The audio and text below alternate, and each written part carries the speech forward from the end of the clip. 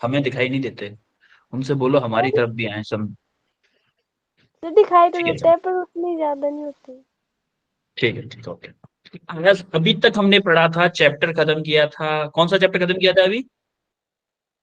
Gravitation. Gravitation. Gravitation के बाद में हम आते हैं mechanical properties of solids. Mechanical properties of solid. हमने मैकेनिकल एनर्जी देखी थी। अब हम देखेंगे मैकेनिकल प्रॉपर्टीज क्या होती है। तो आज की क्लास में हम पढ़ने वाले हैं स्ट्रेस एंड स्ट्रेन के बारे में। तो बिना किसी देरी के स्टार्ट करते हैं। तो आज स्ट्रेस एंड स्ट्रेन के बारे में पढ़ेंगे, इलास्टिसिटी एंड प्लास्टिसिटी के बारे में पढ़ेंगे, और हम देखने वाले हैं स्ट्रेस एंड स्ट्रेन के बारे में कुछ क्वेश्चंस। ठीक है, तो स्टार्ट करते हैं। सबसे पहले मेरे को बताओ, deforming and non restoring force क्या होता है? कुछ समझ में आ रहा हो इससे? कुछ हवा लग रही हो? है भाई? Yes sir. क्या होता है डिफॉर्मिंग और रिस्टोरिंग फोर्स, क्या होता है? कोई बताएगा?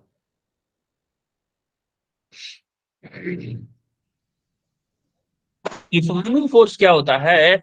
वो फोर्स जो डिफॉर्म करने में हेल्प करे। वो फोर्स जो डिफॉर्म करने में हेल्प।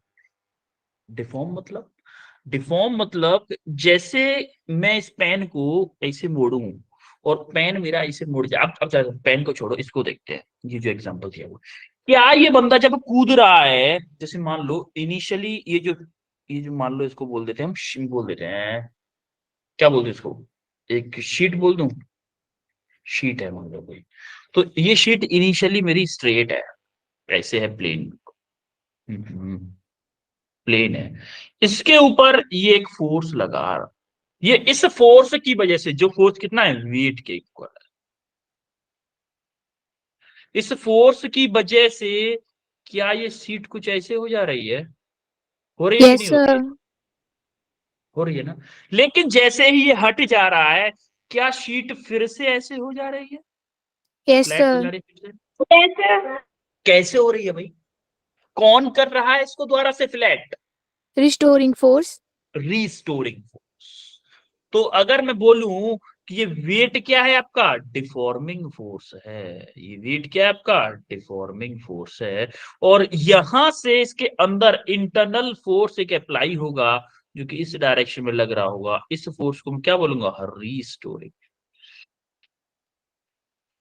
मतलब उनको डेफिनेशन की अगर बात की जाए, तो आप बोलोगे कि कोई भी फोर्स जो कि डिफॉर्म करने में हेल्प करे किसी ऑब्जेक्ट को, उसको हम बोलेंगे डिफॉर्मिंग फोर्स।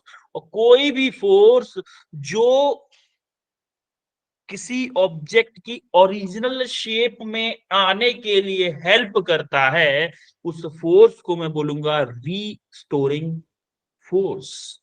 बोलो यस और नो। Yes sir. भाई, जो तोड़ रहा है उसको डिफॉर्मिंग फोर्स, जो तोड़ने से बचा रहा है या फिर अपनी ओरिजिनल शेप में वापस लेके आ रहा है, उसको हम बोलेंगे ओरिजिनल शेप एंड साइज। दोनों को रिस्टोरिंग करने में हेल्प कर रहा है, उसको हम बोलेंगे रीस्टोरिंग फोर्स। बोले चमका। Yes sir. Yes sir. Yes sir. Okay. अब हमारे पास टॉपिक आता है कि इलास्टिसिटी। इलास्टिसिटी क्या होती है भाई? इलास्टिसिटी क्या होती है? जैसे आप देख पा रहे होंगे, ये जो रबर है इसको खींच रहा है, छोड़ रहा है, अपनी पोजीशन में आ जा रहा है। ये क्या है? रबर है। कोई रबर बैंड है। ये कोई रबर बैंड है भाई। जैसे गर्ल्स को बहुत अच्छे से पता होगा, वो बालों में लगाती हैं अपने। तो आप देखो कि जैसे ही खींचा, आपने क्या किया, उसको चौड़ा कर लेते हो, उसमें आप बालों को लगा देती हो, फिर छोड़ देते हो। क्या वो अपनी पुरानी पोजीशन में आ जाता है कि नहीं आ जाता? पुराने शेप एंड साइज में आ जाता है कि नहीं आ जाता है rubber? Yes sir. Yes sir. सब लोग, सभी गर्ल्स लगाते होंगे I think, yes sir. Yes है ना? सर। तो आपको ज्यादा अच्छे से पता होगा कि जैसे ही आप उस रबर को खींचते हो, तो वो क्या करता है, अपना शेप चेंज कर लेता है, साइज भी चेंज करता है। जैसे ही आप उस फोर्स को हटाते हो, तुरंत अपनी शेप में आ जाता है, ओरिजिनल शेप एंड साइज में आ जाता है, ओरिजिनल शेप एंड साइज में आ जाता है। तो जनरली इलास्टिक ऑब्जेक्ट जो होते हैं मेरे, क्वार्ट्स एंड फास्फोरस ब्रॉन्ज होता है, क्वार्ट्स फास्फोरस एंड ब्रॉन्ज।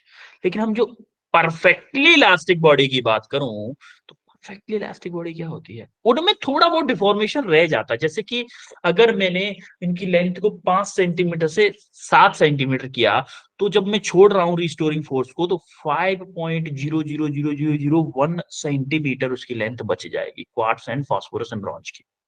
लेकिन अगर आप रबर की बात करो, तो इस टाइप के ऑब्जेक्ट को हम क्या बोल सकते हैं, परफेक्टली इलास्टिक। आप इतू सा खींचो, काफी सारा डिफॉर्मेशन करो, छोड़ो अपनी ओरिजिनल शेप में। यानी कि अगर उस रबर का डायमीटर मान लो 2 सेंटीमीटर था, तो खींचने के बाद जैसे छोड़ दोगे तो फिर से 2 सेंटीमीटर ही हो जाए। होता है क्या ऐसा? Yes, sir. एक Yes, हाँ, और sir. मैं बात कर रहा हूं एक छोटे से टाइम इंटरवल के लिए। ऐसा मत बोलना कोई, सर मैं ना अपनी रबर बैंड 2 साल पहले लाई थी बेटा सर, और 2 साल बाद आज मैं देखती हूँ, तब लाई थी तब छोटी सी थी, अब वो थोड़ा सा उसका डायमीटर बढ़ गया है। या फिर उस वो जब मैं उतनी इलास्टिसिटी नहीं रही है उसके अंदर। तो बड़ा टाइम के साथ साथ चीजें खराब भी होती हैं। आ रही बात समझ में? तो हम एक छोटे से टाइम इंटरवल के लिए बात कर रहे हैं। जैसे ही मैंने फोर्स को छोड़ा, उसको छोड़ा, फोर्स को हटाया, अपनी ओरिजिनल शेप में आ गई, तो उसको हम बोलेंगे परफेक्टली इलास्टिक बॉडी। एग्जैक्टली अगर ओरिजिनल शेप में आ जाए तो उसको बोलेंगे परफेक्टली इलास्टिक बॉडी। आई बात समझ में? Yes, sir. Yes, sir. Perfectly elastic, perfectly plastic, अभी प्लास्टिक भी आएगा। तो इन दोनों का यूज कल की क्लास में होने वाला है। ठीक है, अब हम आते हैं प्लास्टिसिटी पे। प्लास्टिसिटी क्या होती है?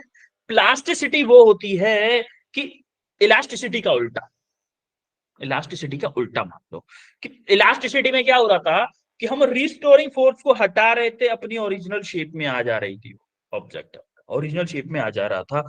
लेकिन प्लास्टिसिटी में क्या होता है, जैसे ही आप रिस्टोरिंग फोर्स को हटाते हो, वो जहां पे था वहीं का वहीं रह जाता है, वो ओरिजिनल शेप में आने की कोशिश करता ही नहीं है। It is an inability of a body in regaining to its original status.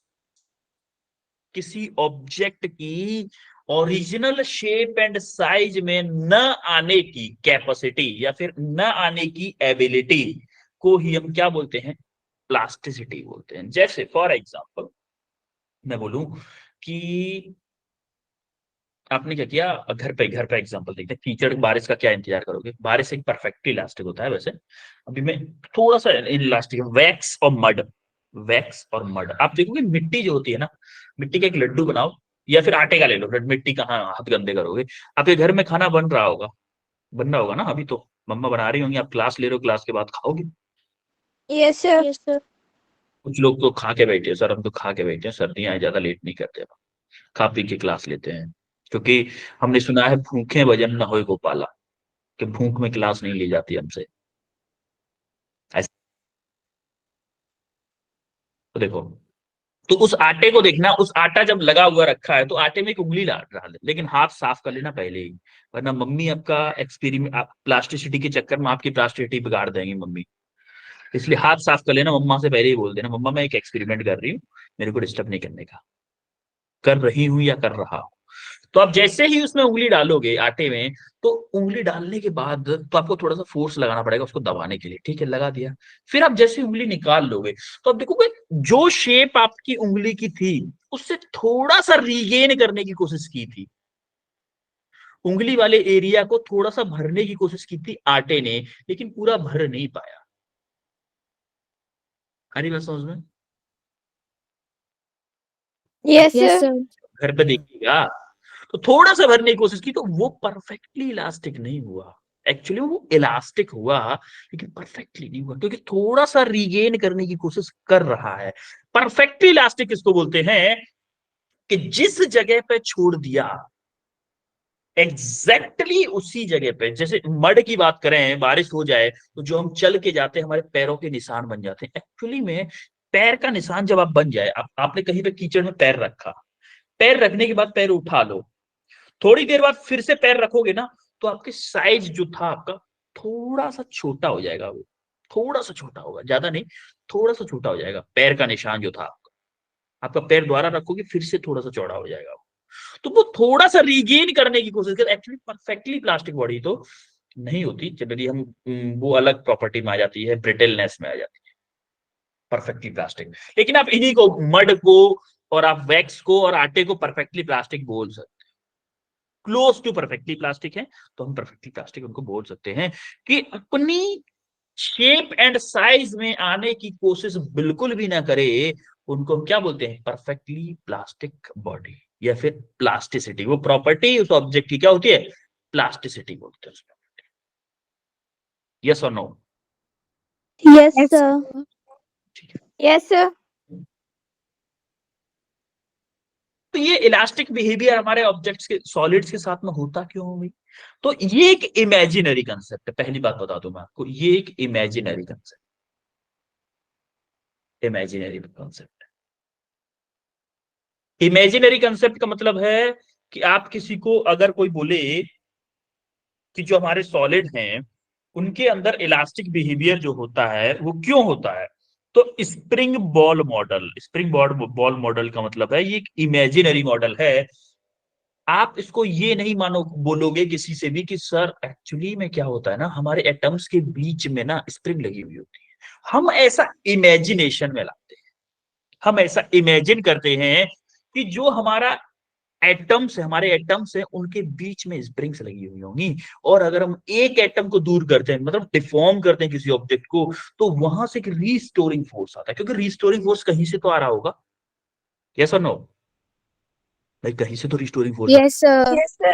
वो उसको खींचता है अपनी तरफ, उसको अपनी तरफ खींचता है, जिसकी वजह से हमारा रीस्टोरिंग फोर्स होता है। और जैसे ही हम फोर्स को हटाते हैं, एक्सटर्नल अप्लाइड फोर्स को हटाते हैं, वो अपनी ओरिजिनल शेप में आ जाता है, शेप में और साइज में आ जाता है। तो ऐसा कौन काम करता था? हमने लास्ट क्लास में या फिर हमने last to last work energy and power में पढ़ा था स्प्रिंग के बारे में, कि स्प्रिंग क्या करता है, हमेशा जिस साइड में आप अप्लाइड फोर्स करते हो उसके अपोजिट डायरेक्शन में फोर्स लगता है, सेम टू सेम हमारा रिस्टोरिंग फोर्स भी लगता था। तो हमने ये मॉडल माना कि हमारे हर एक एटम के बीच में एक स्प्रिंग लगा होगा, एक इमेजिनरी स्प्रिंग, एक इमेजिनरी स्प्रिंग लगा होगा, जो कि रिस्टोरिंग फोर्स अप्लाइड करता होगा, जिसकी वजह से रिस्टोरिंग फोर्स आता होगा, और हमारा ऑब्जेक्ट जैसे हमने कुछ डिफॉर्म किया अपनी ओरिजिनल शेप एंड साइज। बोलो चमका इतना? Yes, sir. Sir. ठीक Yes, है, sir. और याद रहे ये इमेजिनरी कंसेप्ट है। अब हम आते हैं मेन टॉपिक, स्ट्रेस। क्या होता है सर? सर ये तो मेरे को बहुत ज्यादा है। स्ट्रेस क्या होता है? इंटरनल डिफॉर्मेशन फोर्स या फिर इंटरनल रजिस्टिव फोर्स भी बोलते हैं इसको। अच्छी बुक्स में लिखा होता है internal resistive force per unit cross sectional area of deforming body is called stress. देखो ये तो सबको याद होता है फोर्स अपॉन एरिया, लेकिन उसको और अच्छा बोला जाए तो internal resistive force per unit deforming area is called stress. Internal resistive हमारा applied force upon cross sectional area, ये मैंने आपकी वाली डेफिनेशन लिखी, लेकिन इसका और अच्छा डेफिनेशन बोलूं मैं तो internal resistive force per unit cross sectional area को हम क्या बोलते हैं? स्ट्रेस बोलते हैं। और उसकी एसआई यूनिट होती है न्यूटन पर मीटर स्क्वायर, और उसकी डायमेंशनल फॉर्मूला होता है m1l-1 t-2। जैसे फॉर एग्जांपल कि मेरी ये कोई रॉड है, इसका ये कोई सरफेस एरिया है, इस पे मैंने कोई एफ फोर्स, इसका एरिया क्या होगा भाई? क्या पाई आर स्क्वायर होगा? होगा कि नहीं? मान लो ये फिक्स है, ये फिक्स है, तो इस पे स्ट्रेस क्या होगा? स्ट्रेस को हम शो करते हैं जनरली सिग्मा से। तो सिग्मा इक्वल टू क्या होगा? एफ अपॉन ए। देखो जो इंटरनल रजिस्टिव फोर्स भी होता है ना, वो एक्चुअली इसी के इक्वल होता है, अप्लाइड फोर्स के इक्वल होता है। तो हमारा एप्लाइड फोर्स यानी कि एफ अपॉन एरिया क्या है मेरा, पाई आर। तो ये मेरा स्ट्रेस का फॉर्मूला। बोलो चमका। Yes, sir. Yes, sir. जब हम आते हैं स्ट्रेस कितने टाइप की होती है भाई, कितने टाइप की होती है स्ट्रेस? स्ट्रेस एक्चुअली में हमारी स्ट्रेस जो होती है वो मेनली दो टाइप में डिफाइन होती है, एक नॉर्मल स्ट्रेस, एक शेयर स्ट्रेस। नॉर्मल स्ट्रेस का मतलब क्या है? नॉर्मल स्ट्रेस दो टाइप में होती है, longitudinal stress and volume stress. Longitudinal stress मतलब along the length force. Longitudinal का मतलब होता है force act along the length. Volume stress का मतलब होता है force act on volume. Volume जैसे कि फ्लूइड प्रेस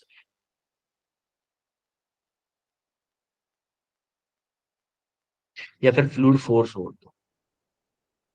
जैसे फ्लूइड मतलब जैसे पानी में कोई ऑब्जेक्ट पड़ा हुआ है तो वो पूरे वॉल्यूम पे फोर्स लगाएगा, उसकी वजह से वॉल्यूम स्ट्रेस आएगा। अच्छा, कंप्रेसिव स्ट्रेस क्या होती है? कंप्रेसिव स्ट्रेस होती है कि जैसे कि अगर मान लो आपका कोई ऑब्जेक्ट है, जैसे कि हमारा कोई ऐसे करके कोई फिक्स है, यहां पे कोई ऑब्जेक्ट है, सर्कुलर सर्कुलर शेप का ही है। हम्म, ये वही शेप है। तो इस पे अगर कोई कंप्रेसिव फोर्स लग रहा है, यानी कि इसको कंप्रेस दबाने की कोशिश कर रहा है, तो ये स्ट्रेस क्या होगी, सिग्मा सी क्या होगी, एफ अपॉन ए। सिंपल एफ अपॉन ए होगा, लेकिन कंप्रेसिव फोर्स इसलिए माइनस का। सिमिलरली टेंसाइल स्ट्रेस क्या होगा, जैसे ये आपकी रॉड है, ये फोर्स टेंसाइल फोर्स होगा, एफ टेंसाइल फोर्स है ये। तो यहां पर सिग्मा क्या होगी, ये भी एफ अपॉन ए ही होगी, लेकिन पॉजिटिव होगी। बोलो चमका। टेंसाइल फोर्स मतलब Yes, लेंथ sir. को बढ़ाने की कोशिश कर रहा है, और कंप्रेसिव फोर्स का मतलब है कंप्रेस कर रहा है, मतलब लेंथ को कम करने की कोशिश कर रहा है फोर्स। अब शेयर स्ट्रेस क्या होती है? शेयर स्ट्रेस का मतलब होता है कि जैसे मान लो कोई ब्लॉक रखा हुआ है हॉरिजॉन्टल,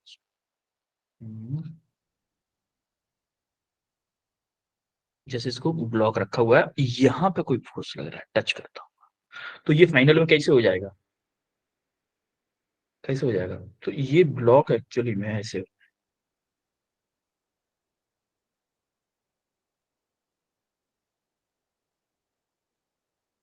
तो ये जो एंगल चेंज होगा, ये टेन थीटा, इसका टेन थीटा अगर मैं लूं, तो चेंज इन लेंथ यानी कि डेल्टा एल अपॉन एल, तो delta L upon L, sorry ये तो स्ट्रेन हो गया। तो वो जो शेयर स्ट्रेस आएगा इनकी वजह से आएगा, अभी देखेंगे। आ रही बात समझ में? Yes, sir. ठीक है, अभी Yes, हम sir. थोड़ा सा और इनको डिटेल में देखते हैं जरा। नॉर्मल स्ट्रेस मैंने फॉर्मूला अभी बता दिया था। टेंसाइल स्ट्रेस किस वजह से होती है, टेंसाइल फोर्स लगाने की वजह से। कंप्रेसिव स्ट्रेस कंप्रेसिव फोर्स लगाने की वजह से। और वॉल्यूम स्ट्रेस किसकी वजह से होती है, वॉल्यूम पे अगर फोर्स लग रहा है, पूरे वॉल्यूम पे फोर्स लग रहा है, जिसको हम बोलते हैं कि प्रेशर, या फिर बोले फोर्स ड्यू टू फ्लूइड, किसी फ्लूइड के द्वारा फोर्स लगाया जाए, ये कंप्रेसिव फोर्स है, ये टेंसाइल फोर्स है। सारी बात समझ में? Yes, sir. Yes, और sir. नॉर्मल क्यों है ये, नॉर्मल का पार्ट क्यों है, क्योंकि देखो अलोंग द लेंथ, ये फोर्स लेंथ मेरी ऐसे है, उसके अलोंग लग रहा है, ये भी अलोंग द लेंथ लग रहा है, अब यहाँ पे रेडियस के अलोंग लग, देखो जरा, रेडियस के अलोंग ही फोर्स लग रहा है। रेडियस मेरी ऐसे है, फोर्स मेरा प्रेशर जो फोर्स लग रहा है वो रेडियस के अलोंग लग रहा है, इसीलिए हम क्या बोल रहे हैं इसको, नॉर्मल स्ट्रेस। सारी बात समझ में? Yes, sir. Yes, sir. मतलब आता है टेंजेंशियल और shear stress. Tangential and shear stress. अच्छा, शेयर स्ट्रेस का जैसे कि मैंने बताया कि आप देखोगे अभी मैंने जो शेप चेंज बताया था ना, कि जैसे ऐसे होती है और कुछ ऐसे करके शेप हो जाती है, फाइनल फाइनल में ऐसे कुछ चेंज है। आप देखोगे ये कोई सिलेंडर था, उस पर मैंने टच करते हुए ऊपर की तरफ शेयर फोर्स लगा, ये कौन सा है? Shear force. शेयर फोर्स लगाया तो हमारा सिलेंडर थोड़ा सा टेढ़ा हो गया, मतलब कितना? थीटा एंगल टेढ़ा हो गया, डेल्टा एक्स। सिमिलरली हमारा, मैंने एक बुक थी, बुक के ऊपर आप ऐसे फोर्स लगाओगे तो आप देखो ऐसी शेप पाओगे कि नीचे वाला सरफेस थोड़ा वहीं का वहीं रहेगा, ऊपर वाला थोड़ा आगे निकल जाएगा। सिमिलरली ये देखो, यहाँ पे देखो, ये मोटी बुक पे ही होगा, छोटी मोटी बुक पे नहीं होगा, लेकिन मोटी, थोड़ी सी मोटी बुक होनी चाहिए उसके लिए, तभी आपको फील होगा। आप देखोगे इस वाली बुक में नीचे वाला सरफेस यहीं का यहीं है, और ऊपर वाला देखो कहाँ पहुंच गया, यहाँ पे पहुंच गया, तो इस इतना शेयर स्ट्रेस होगा। सिमिलरली इस ब्लॉक में देखोगे, इसके ऊपर ऊपर शेयर फोर्स लगाया जा रहा है, हमारा ब्लॉक थोड़ा सा टिल्टेड हो गया। सिमिलरली इस ब्लॉक को देख लो, इस ब्लॉक पे भी शेयर फोर्स लगाया जा रहा है। तो चमका शेयर स्ट्रेस के बारे में कुछ? Yes, sir. फॉर्मूला वही है, force upon area, force upon area, force upon area, shear force divided by ये वाला area, shear force divided by ये वाला एरिया। जिस फोर्स से प्लेन पे फोर्स लगाया जा रहा है, जैसे इसमें इस ऊपर वाले पे लगाया जा रहा है तो ये ऊपर वाला एरिया लेंगे, जैसे इसमें ये इस पे लगाया जा रहा है तो ये वाला एरिया लेंगे। तो स्ट्रेस वही होगी, सिग्मा, या फिर बोले इसको हम टाउ बोलते हैं, टाउ, शेयर स्ट्रेस को, फोर्स अपॉन एरिया। ये शेयर फोर्स होता है, बस ऐसा लगा दो, शेयर फोर्स। बोलो चमका। Yes, sir. ओके, अब जरा एक क्वेश्चन करो। The ratio of two wires of same material is, radius का रेशियो दे रखा है 2:1। Find if they are stretched by the same force, the ratio of stress is, stress का रेशियो पूछा गया। करो भाई।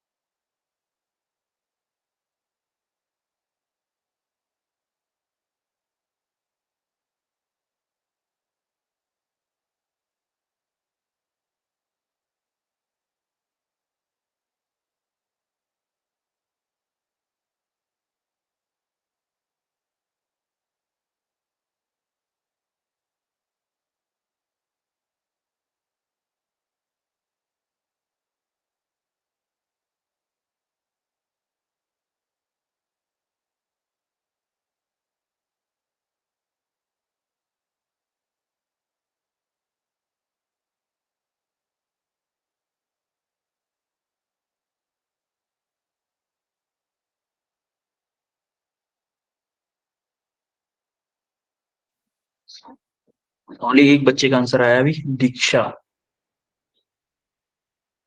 मुस्कान का भी आंसर आया। ओके, दीक्षा आंसर बताओ बेटा। 1:4. मुस्कान, 1:4. आरुषि, 1:4. ओके वेल डन, तीनों का आंसर परफेक्टली करेक्ट। नेक्स्ट, तुमको क्या दे रखा है, उसने बोला है कि दो रॉड हैं, दो वायर हैं, चलो दो वायर हैं, मान लो आपका एक वायर तो ये है जिसका डायमीटर 2r है, जिसपे एक फोर्स लग रहा है F, इसका रेडियस 2r है, सॉरी इसका रेडियस मान लो ये 1 है, और एक और है इसका रेडियस r है, इस पे भी F फोर्स है, दोनों फिक्स है। ठीक है, तो मेरा R1 मान लो दे रखा है 2r, और R2 दे रखा है r, क्योंकि रेशियो में 2:1 का है ना, तो हम 2:1 से मान लेते हैं। ठीक है, अपन को एक चीज पता है कि फोर्स स्ट्रेस का फॉर्मूला क्या होता है, सिग्मा क्या होता है, F/A। और ये मेरा सर्कुलर, भाई सर्कुलर शेप होती है ना, ये सर्कुलर शेप होती है, इसका एरिया क्या होगा, πr², R1², सॉरी R2², इसका R2², इसका क्या होगा, πr1 का स्क्वायर, होगा कि नहीं भाई। Yes, sir. ठीक है, तो हमारा क्या होगा Yes, एक्चुअली में, F=πr² फॉर्मूला होगा। तो नाउ अगर मैं बोलूं कि σ1/σ2 क्या होगा, σ1 क्या होगा, F/π r1 का स्क्वायर, r1 क्या है मेरा 2r का स्क्वायर क्या होगा भाई, 4R 4r square. Divided by फोर्स/πr²। देखो r2 का क्या है मेरा, r ही है, तो πr²। अब देखो f से f कैंसिल, पाई से पाई कैंसिल, और r² से r² कैंसिल, तो क्या बचेगा 1/4। तो σ1/σ2 = 1/4। This is your correct answer. बोले चमका। Yes, yes, sir. sir. Okay, अब हम आते हैं नेक्स्ट उसमें टॉपिक पे। अब हमारा आता है स्ट्रेन। स्ट्रेन क्या होता है भाई, स्ट्रेन जैसा कि हमने देखा कि स्ट्रेन क्या होता है, ratio of change in any dimension produced in the body to original dimension, यानी कि change in dimension divided by original dimension का रेशियो को हम क्या बोलेंगे, स्ट्रेन बोलेंगे। फॉर एग्जाम्पल मैं एक एग्जाम्पल लेता हूं कि जैसे ये पेन है, मैं इसको किसी एक फोर्स से खींच रहा हूं, बड़ी तेज खींच रहा हूं, इसकी लेंथ है मान लो भी 15 सेंटीमीटर।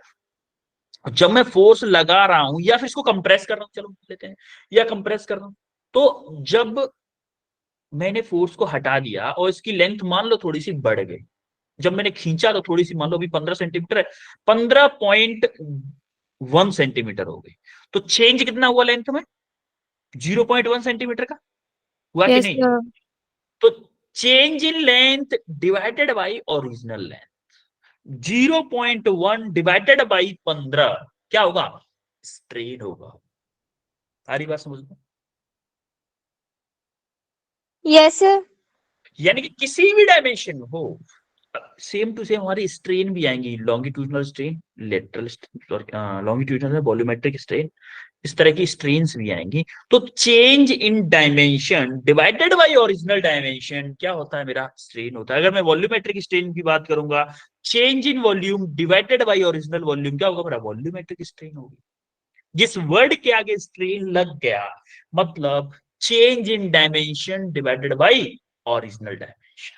जैसे आप ये स्क्रीन पे देख रहे होंगे कि ये जो ब्लॉक है, इसके ऊपर फोर्स लगाया है, कंप्रेसिव फोर्स लगाया है, तो उसका लेंथ कम हुआ है, विड्थ भले ही बढ़ गया है। तो हम जब हम लॉन्गिट्यूडनल स्ट्रेन की बात करें, लेंथ के बारे में बात करें, तो मेरी लेंथ कम हुई है, तो डेल्टा एल क्या होगा, नेगेटिव होगा भाई, क्योंकि फाइनल माइनस के इनिशियल, चेंज इन लेंथ ऐसे निकालोगे, तो स्ट्रेन क्या आएगी आपकी, नेगेटिव की आएगी। जब कंप्रेसिव स्ट्रेन आएगी तो हमारी नेगेटिव की आएगी।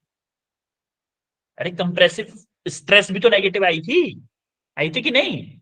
Yes, sir. तो सेम टू सेम हमारी कंप्रेसिव स्ट्रेन भी आएगी। तो हम, और अगर मैं बोलूं कि स्ट्रेन क्या होता है? Change in dimension divided by original dimension, जैसा कि मैंने बताया। और स्ट्रेन के फॉर्मूला और टाइप क्या होते हैं?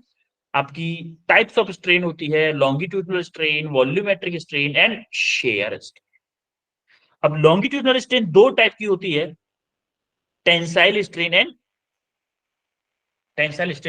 Compressive strain. Tensile strain and compressive strain. तो जरा इनके टाइप हम देख लेते हैं अच्छे से थोड़ा सा। Longitudinal strain same to same उसी की तरह कि जिसमें फोर्स अलोंग द लेंथ लग रहा हो, चाहे कंप्रेसिव फोर्स हो चाहे टेंसाइल। कंप्रेसिव फोर्स लग रहा होगा तो लॉन्गिट्यूडनल स्ट्रेन आपकी नेगेटिव आ जाएगी। अगर टेंसाइल फोर्स लग रहा होगा मतलब लेंथ में इंक्रीमेंट होगा तो चेंज इन लेंथ पॉजिटिव आएगी। तो positive length divided by length क्या होगा मेरा? पॉजिटिव का आंसर है। अरे बात समझ, जैसे ये ब्लॉक है, इस ब्लॉक के ऊपर हमारा टेंसाइल फोर्स लग रहा है तो चेंज लेंथ में इंक्रीमेंट हो रहा है, तो चेंज इन लेंथ, कितना लेंथ बढ़ी डिवाइडेड बाय ओरिजिनल लेंथ, मेरा क्या आएगा? Longitudinal strain. आई बात समझ में? Yes, sir. सिमिलरली हमारा आता है वॉल्यूमेट्रिक स्ट्रेन। वॉल्यूमेट्रिक स्ट्रेन क्या होती है? चेंज इन वॉल्यूम, यानी कि मेरा कोई ऑब्जेक्ट है पानी में पड़ा हुआ है, पानी में पड़ा हुआ इन द सेंस कि मैं बोलूं कि समुंदर, जैसे आपने देखा होगा पनडुब्बियां जो होती हैं बहुत हैवी मेटल की बनाई जाती है, उनकी जो थिकनेस होती है, लेयर जो होती है बहुत हैवी होती है। क्यों होती है? क्योंकि वाटर में जब वो अंदर मूव कर, पनडुब्बी पानी के अंदर चलती है ना, पनडुब्बी तो समझते हो ना? अरे मरीन, मरीन Yes, sir. अंग्रेजी में मरीन, सबमरीन बोलते हैं उसको, सबमरीन। सबमरीन क्या होती है? पानी Yes, के sir. अंदर चलती है, वो ऐसी गहराइयों में चलती है जैसे 2 किलोमीटर पानी के अंदर चल रही है, 1 किलोमीटर पानी के अंदर चल रही है।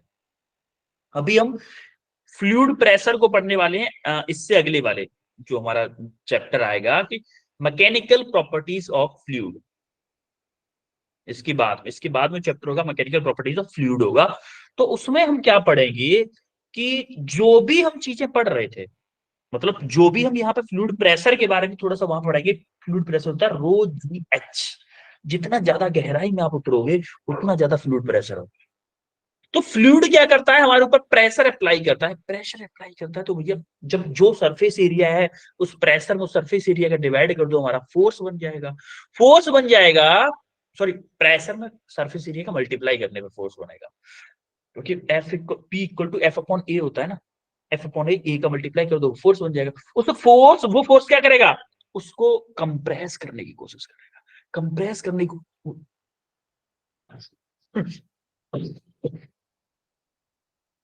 जो कंप्रेस करने की कोशिश करेगा तो उसके वॉल्यूम को कम करने की कोशिश करेगा, लेकिन प्रैक्टिकली वॉल्यूम को कम कर नहीं पाएगा क्योंकि हम बहुत ज्यादा हैवी स्ट्रेंथ का बनाते हैं। अगर ऐसा हो पाए कि मान लो कि मैंने कोई बॉल ली, मोटी सी बॉल थी, और उसकी स्ट्रेंथ थोड़ी मैंने कम बनाई, उसको समुद्र में फेंक दिया, अब वो नीचे जाके चली गई, मान लो 8 किलोमीटर अंदर चली गई, तो उसके ऊपर बहुत ज्यादा हैवी प्रेशर होगा। तो हैवी प्रेशर होगा उसकी वजह से हैवी फोर्स लगेगा उसके ऊपर, हैवी फोर्स लगेगा कि नहीं?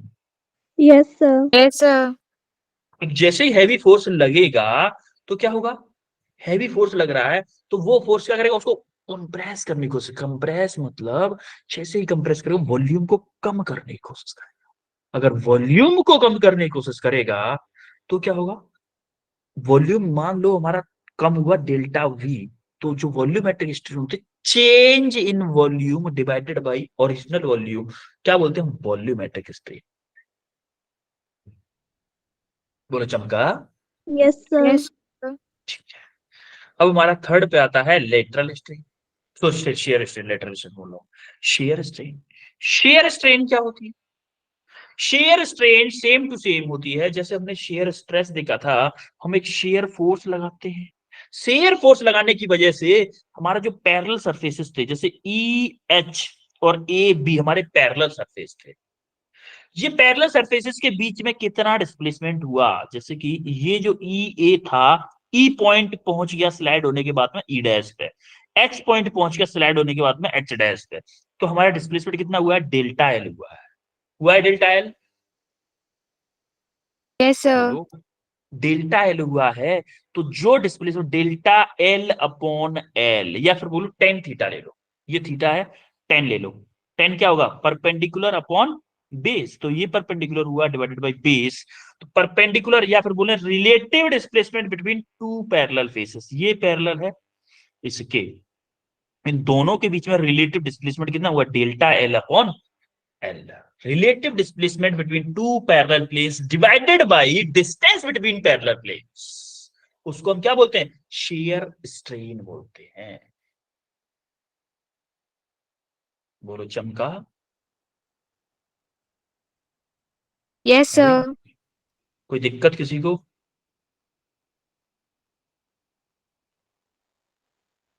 No, sir. यहां तक किसी को भी कोई दिक्कत है?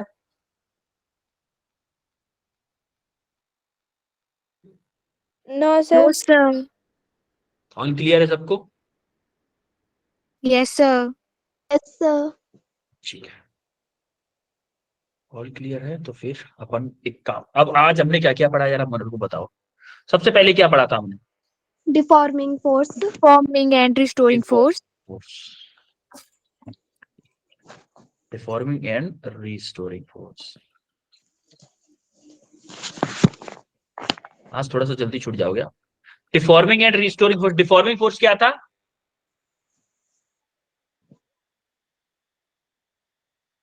The force which help in deformation of object. और रिस्टोरिंग फोर्स क्या था?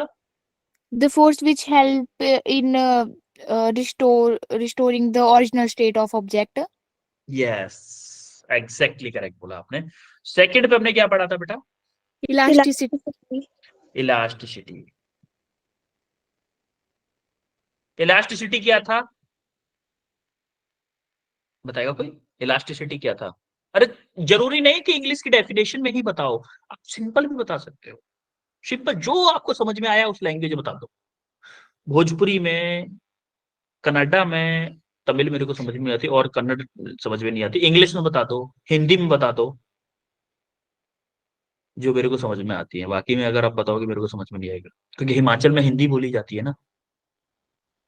सर बताओ भाई। ऑब्जेक्ट के ऊपर जब फोर्स लगाते हैं तब जब उस फोर्स को हटा देते हैं तब वो अपना ओरिजिनल स्टेट दोबारा रिगेन कर लेता है, तब उसको इलास्टिसिटी कहते हैं। यस, एग्जैक्टली करेक्ट बोला, वेल डन, वेल डन मुस्कान, वेल डन। अच्छा, इलास्टिसिटी के बाद में क्या पढ़ा था अपन ने? प्लास्टिसिटी। प्लास्टिसिटी। प्लास्टिसिटी क्या था? सर इलास्टिसिटी का अपोजिट मुस्कान, जिसमें मुस्कान अपनी रुको, मुस्कान, मुस्कान रुको, मुस्कान रुको, हर बात आप ही नहीं बताओगे, कोई और बताए। हाँ कोई और बताओ भाई, मुस्कान के अलावा, मुझे को पता है मुस्कान तो बता देगी बहुत अच्छे से। और कोई? कृतिका कौन? हाँ दीक्षा, बताओ दीक्षा। दीक्षा ये ने, जो इलास्टिसिटी का जो अपोजिट होता है, हाँ हाँ अपोजिट होता है मतलब कुछ तो बताओ इसमें। जो अपनी स्टेट में वापस ना आए, मतलब फोर्स लगाने के बाद। यस यस यस, जैसे ही मैंने किसी ऑब्जेक्ट पे फोर्स लगाया उसमें डिफॉर्मेशन हुआ, डिफॉर्मेशन होने के बाद में अपनी स्टेट में वापस न आ पाने की कैपेबिलिटी को ही हम क्या बोलते हैं? Plasticity. Elasticity. Yes exactly correct बोला। अब हम आते हैं, उसके बाद हमने क्या किया था? Elastic behaviour of solids. Elastic behaviour of solids, ये कैसे था? इलास्टिक बिहेवियर ऑफ सॉलिड कैसे होता था? सर की ओ सॉलिड मरी मॉलिक्यूल्स यार। के बीच में एक स्प्रिंग टाइप होती है, ये एक इमेजिनरी टॉपिक है, इसलिए तब जब हम एक मॉलिक्यूल को खींचेंगे तो वो अपनी दोबारा स्टेट रीगेन करेगा। यस, जो हमारी इमेजिनरी स्प्रिंग है वो उसको एक रीस्टोरिंग फोर्स अप्लाई करती हैं। जब हम किसी एटम को या किसी पार्ट को खींचते हैं, बाहर की तरफ डिफॉर्म करने की कोशिश करते हैं, वहां से हमारे अपन को रीस्टोरिंग फोर्स मिलता है। उस रीस्टोरिंग फोर्स की वजह से हमारा जो ऑब्जेक्ट है अपनी ओरिजिनल शेप में आ जाता है। ठीक है, फोर्थ के बाद में, इसके बाद हमने क्या पढ़ा था भाई? स्ट्रेस। स्ट्रेस। स्ट्रेस क्या होती है? Internal resistive force ratio two the cross sectional area. ठीक है। अब मुस्कान के अलावा कोई रेस्पॉन्स करेगा? मुस्कान और दीक्षा ये दो लोग रेस्पॉन्स नहीं करेंगे, क्योंकि मेरे को पता है ये दोनों बता देंगे। तो स्ट्रेस के अलावा उसके बाद में क्या पढ़ा था हमने? नहीं ये तो बता सकते हो आप क्या पढ़ा था, स्ट्रेन। उसकी डेफिनेशन नहीं बतानी। क्या पढ़ा था? स्ट्रेन। ट्रेन। स्ट्रेन बताएगा कोई? स्ट्रेन बोलो भाई, कोई तो बोलो, कोई तो बोलो, अपने मुंह की चुप्पी खोलो, बोलो।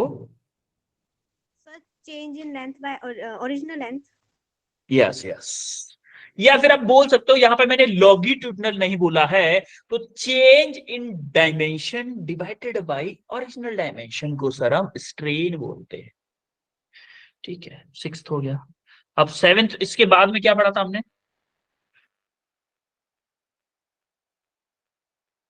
स्ट्रेन के बाद तो ये क्वेश्चन किया था। क्वेश्चन किए थे। अच्छा देखो, ये तो हमारा आज की क्लास का, इसमें कोई डाउट है? No sir. No, sir. ठीक है, No, sir. अब कल की क्लास में क्या पढ़ने वाले हैं? कल की क्लास, कल की मतलब नेक्स्ट, नेक्स्ट बोल देते कल से, अच्छा। नेक्स्ट क्लास में क्या पढ़ने वाले हैं? अपन पढ़ने वाले हैं हुक्स लॉ। कौन सा? Hooke's law. Hooke's law. Hooke's law में आपको यूज होगा स्ट्रेस एंड स्ट्रेन। यहां से हमें काफी सारी इंपॉर्टेंट चीजें पता चलेंगी, जैसे हमें मॉडुलस ऑफ इलास्टिसिटी पता चलेगा। क्वेश्चन आना यहां से स्टार्ट होगा। ये हमारा क्या था? बेसिक था सारा। ये हमें क्वेश्चन, यहां से क्वेश्चन बनना स्टार्ट होता है आपका। यहां से क्वेश्चन आए हैं आपके, थ्योरी में आए होंगे, इससे थ्योरी में आ सकता है क्वेश्चन, थ्योरेटिकल आ सकता है, लेकिन न्यूमेरिकल अगर मैं बात करूं तो हुक्स लॉ से स्टार्ट होता है। क्योंकि हुक्स लॉ क्या बताता है? Stress is directly proportional to strain. वो हम पता कल कल बात करेंगे। जैसे ओम्स लॉ पढ़ा था आपने, याद है ओम्स लॉ? पढ़ा था ना ओम्स लॉ? अरे 12th क्लास के सिलेबस में ओम्स लॉ, बोलो। सेम टू सेम हमारा क्या होगा? हुक्स लॉ भी ओम्स लॉ की तरह ही होगा। हुक्स लॉ पढ़ेंगे और आप bulk modulus, modulus of elasticity, modulus of rigidity, ये सारी चीजें पढ़ेंगे। उसके बाद में अच्छे अच्छे क्वेश्चंस, अच्छे अच्छे क्वेश्चंस भी करेंगे। ठीक है, जो नेक्स्ट क्लास होने वाली है। तो नेक्स्ट क्लास को एक बात याद रखिएगा, मिस नहीं करना है किसी को, क्योंकि नेक्स्ट क्लास में हम क्वेश्चन रिलेटेड चीजें करेंगे और वहीं से क्वेश्चन ज्यादा आते हैं। इस चैप्टर की बात करूं, इस चैप्टर में वही से क्वेश्चन ज्यादा आते हैं, तो वही जो इससे नेक्स्ट क्लास है वो ज्यादा इंपॉर्टेंट है आज की क्लास से और थर्ड वाली क्लास। 3 क्लास में हम इस चैप्टर को आई होप कंप्लीट कर देंगे। उसके बाद हम पढ़ेंगे stress strain curve, stress strain curve, और स्ट्रेस स्ट्रेन कर्व के साथ में इस चैप्टर को खत्म कर देंगे। उसके बाद स्टार्ट करेंगे मैकेनिकल प्रॉपर्टीज ऑफ फ्लूइड्स। ठीक है, तो आपके होमवर्क में आज आपको 4 क्वेश्चन ये हैं और 4 क्वेश्चन ये, 8 क्वेश्चन आपको होमवर्क में मिलने वाले हैं। 8 क्वेश्चन को आपको करना है। ठीक है, Yes, sir. ओके। तो फिर मिलते हैं अपन नेक्स्ट क्लास में। आज आपकी छुट्टी थोड़ा सा पहले होगी, आज मजा आ गया, क्योंकि कभी कभी लेट भी हो जाते हैं। कोई नहीं, आज आपने रेस्पॉन्स अच्छा किया था वैसे, इसलिए थोड़ा सा जल्दी हो गया। ठीक है, yes Yes, sir. sir. Okay, चलते हैं फिर, मिलते हैं नेक्स्ट क्लास में।